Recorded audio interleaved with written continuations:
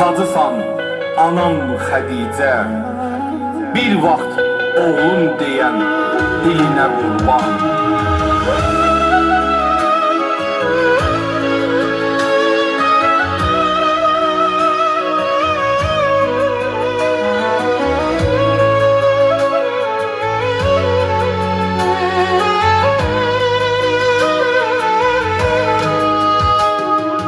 Böyütmüsən bizləri əziyyətlə, işləmisən şərəflə, zəhmətlə.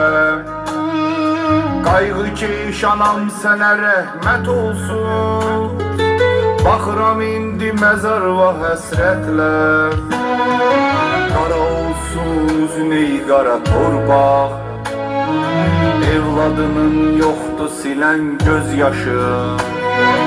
Bircə təsəlli bu qalır ancaq, bir şəklin, bir cansız başdaşın. Yoxluğunla biz necə dərd aldıq, qəddar amansızdı fələk ayana. Qıydı uşaqlar və yetim qaldı, gör necə qansızdı fələk ayana. Üzü qara olsun o vaxtsız əcəlin, yoxluğun çətin gəlir əlbəttə. Mükafatlanar hər yaxşı əməlin, görüşərik inşallah axirətdə.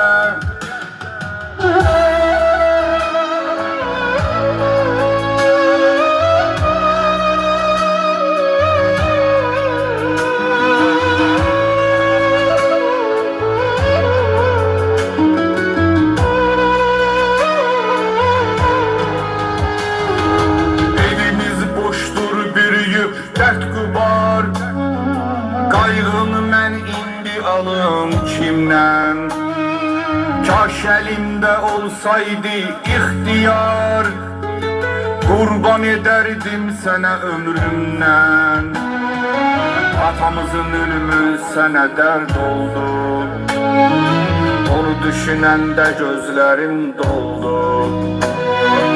Oldu fikirdən ürəyin xəstə, sənin arzuların yarım qaldı. Yoxluğunla biz necə dərd aldıq, qəddar amansızdı fələk ayana. Qıydı uşaqlar və yetim qaldı, gör necə qansızdı fələk ayana. Üzü qara olsun o vaxtsız əcəlin, yoxluğun çətin gəlir əlbəttə. Mükafatlanar hər yaxşı əməlin, görüşərik inşallah axirətdə.